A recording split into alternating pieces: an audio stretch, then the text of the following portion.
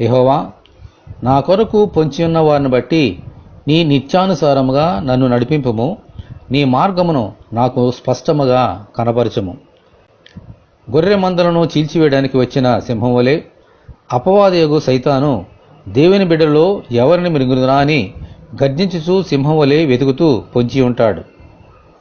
ఆయన గొర్రెలమైన మనలను వెతుకుతూ వచ్చి మన ప్రభు తన నీతిని బట్టి మనల్ని రక్షించి అపవాది బారి నుండి తప్పించి మన కోసము తన ప్రాణమును పెట్టి మనను నీతిమంతులుగా చేసి జీవింపజేశారు.